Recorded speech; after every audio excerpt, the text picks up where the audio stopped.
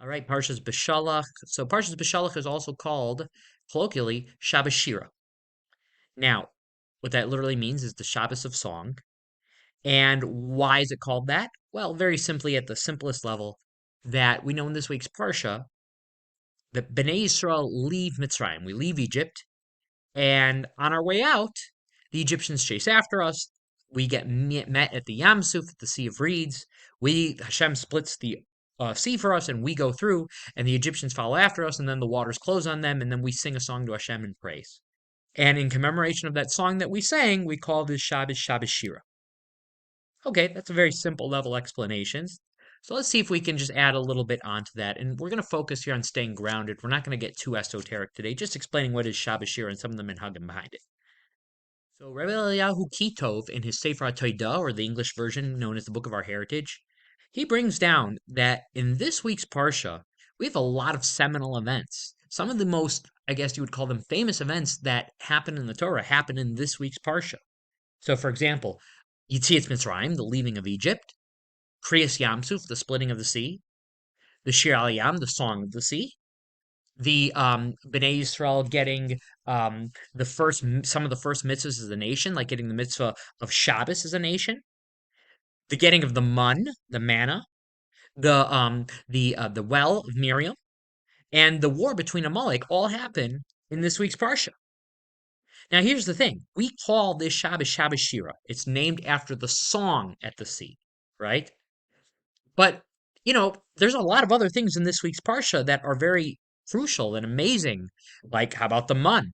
Why don't we name this Shabbos Shabbos Hamun or something like that? Or what about Kriyas Yamsuf? I mean, we're commemorating the song at the sea, but we're not actually commemorating the splitting of the sea. So why don't we name the Shabbos Shabbos Kriyas Yamsuf? Or how about the biggest one of them all, Yetziat Mitzrayim, leaving Egypt? Why don't we call it Shabbos Yetziat Mitzrayim?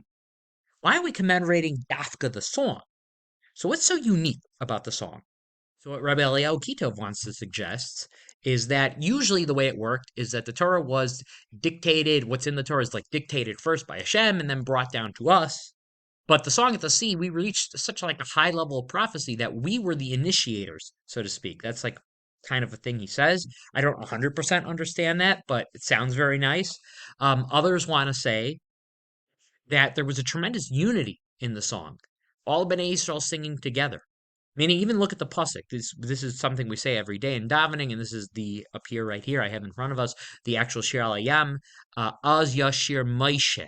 Okay, the word Yashir is in singular. I mean, if you read on, you would see why that's a problem. Az Yashir Moshe uVnei Yisrael. Then saying Moshe and Bnei Yisrael, meaning it should say Az Yashiru. Then they sang, because you're talking about Moshe and Bnei Yisrael. Why is it in the singular? So to teach us, this is to teaching us that everybody sang at the same pace and it's not just like a nice thing to do, singing at the same pace, and it's just like, oh, everybody's in time with each other. No, we mean even spiritually, so to speak, in time with each other, that everybody saw the same things and had the same kavanos, even spiritually. They all reached levels of prophecy that even the Navi Yeheskel, the prophet Ezekiel, would not reach. A Shifch Alayam, a maidservant, our sages say, at like one of the lower level people at the splitting of the sea, was on a higher level than Yeheskel and Navi, one of the greatest prophets of Klal Yisrael. And that happened at this moment.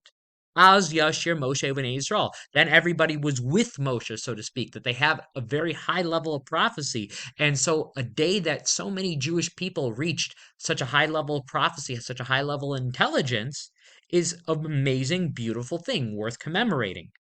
Meaning, I don't know, some of the other things affected other Jews perhaps maybe more than the other ones or something, or there might have been some discrepancies, like for example with the mun, those who were more righteous found their mun right outside the door, while those who were less righteous had to walk around for their mun. But when it came to the song at the sea, everybody was unified together. That's like a perfect achdus, and perhaps that is something worth commemorating. Now, another thing that's implicit in the word yashir, right? So that's actually a future tense word. There's no vav there to reverse it to a past tense word. So it literally says, and then they will sing. So Rashi and the commentators say that this alludes to the fact that this song right here is not limited to the time that it was sung. It has relevance to any future, meaning right now, technically speaking. And what it alludes to is that in the future, Bnei Israel will sing again. And this is talking about Tchias HaMesim, the resurrection of the dead, meaning Az Yashir Moshe Uvenei Yisrael, meaning that Moshe in the future and the Bnei Yisrael who were alive then will sing, meaning again. This is an allusion because it's written in the future tense to Tchias HaMesim, resurrection of the dead. And in fact, we know that this is such an important this Az Yashir, this Song of the Sea, is such an important thing to us that our rabbis put it in the middle of davening. They put it at the end of Pesukei de Zimra. So the way Pesukei de Zimra works is that first we have, the Baruch Shamar, which is like a blessing, and at the end you have Yishtabach, which is a blessing that the rabbis instituted, and then you have a bunch of prakim of Tehillim that come.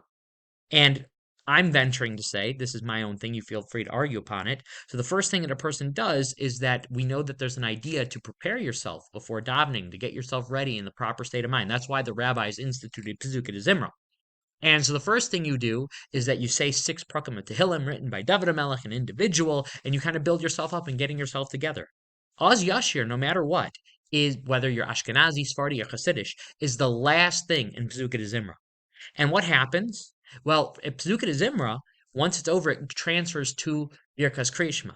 Birkas Kriyishma is not an individual thing. Really, Pesukei de Zimra is an individual thing. In fact, it's so much an individual thing that Sfardim don't even have a Shliach Zibor. They don't even have anybody up at the Amud at that time because it's something you're supposed to do individually. But Birkas Kriyishma, everybody has somebody up at the Amud because that's a communal thing. So Az Yashir, which is where Bnei Yisrael comes together as one voice, and they go from, they were all individuals to really being a tzibur, right? It's very fitting that that would be the last part of Pesukei de Zimra, to try to get people all together and get them right kavono, the right intention, so that they can go on and go from that point on, from transferring from Pesukei de Zimra, where they're individuals, to Birkas Kriyishma, to where they're a tzibur.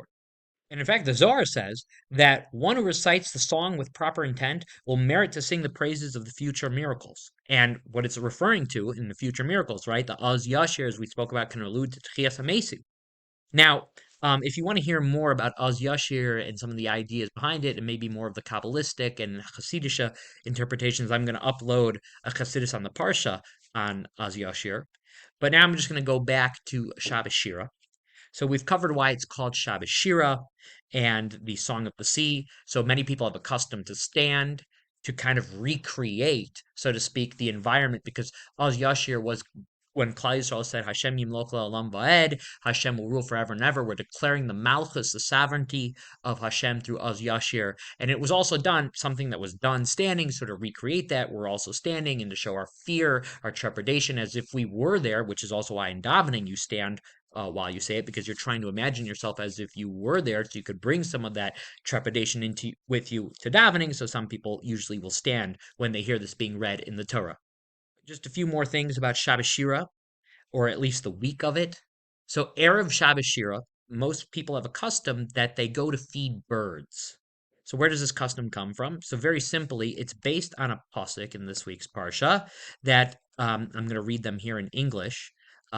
They put it aside until morning as Moshe commanded. It did not turn putrid, and there was no worms in it. Moshe said, "Eat it today, for today's Shabbos to Hashem. Today you will not find manna in the field. 6 days shall you gather it, but on the 7th day is Shabbos, and there will be none on that day." So basically, we're talking about the giving of the mun, the manna, and Hashem told Moshe, and then Moshe told the people that on Friday you are to gather a double portion of the manna, because on Shabbos there won't be any manna for you to gather. So you'll gather double on Friday, and don't go looking for manna on Sabbath, because it will not be there. And then the next verse says, "And when the 7th day came, some of the people went out to gather, but they found none." So this is what the Midrashim say. The Midrashim say that there was always antagonizers against Moshe Rabbeinu. Like, for example, Dasan and Aviram, which many Midrashim say are the antagonizers over here. And so Moshe had told the people that on the 6th day you're going to get a double portion. There will be no mun in the field on the 7th day. And these antagonizers said, well, let's go take some of our leftover mun, our leftover Friday mun, and we're going to go deposit it in the fields, and then we're going to wake up, and then we're going to be like, oh, look, it's Shabbos, but look, there's mun in the field. Moshe was wrong. He was wrong. He said there would be no mun today. Well, there's mun in the field. Yet they would be tricking the people because they were just like saving over of their leftover mun and stuff. So what happened?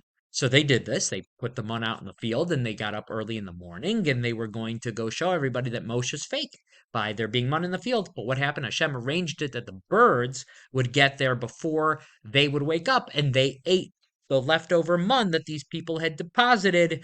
And when they went to go see, hey guys, look, there's mun in the field. Well, they were left with like dunce caps on their head and because there was no mun. And it proved that Moshe was correct in his prophecy. So in commemoration, we show Hakarsa Tov because we love Moshe and we believe in him and his Torah. We show Hakarsa Tov to the birds for what they did by feeding them bread. One last custom that people have on this Shabbos, or at least in the week leading up to the Shabbos, is that since this is the Parsha where the mun was given, you want to try to read Parshas Haman one of the days of this week, and they'll publicize because I don't know when you're watching this video. They'll publicize usually in your shul and stuff. Oh, today is the day that you're supposed to read Parshas Haman, and you want to read it by the end of the day. It's not that long. It's in every siddur, at least every Ashkenazi siddur. Some people already read it every day, but a lot of people don't. But on that day, you should try to read it, and it happens during the week that leads into Parshas Beshalach. And that's obviously because man is something for Parnasa, and this is the week where we read about the man, so there's like a little bit of a skula. It's like a um, ominous, I don't know if that's the right word, but a good time to read and refresh ourselves that all of our parnasa comes from HaKadosh Baruch Hu. All right, so that's some of the inyanim of Shabbos Shira on a simple level and some of the customs.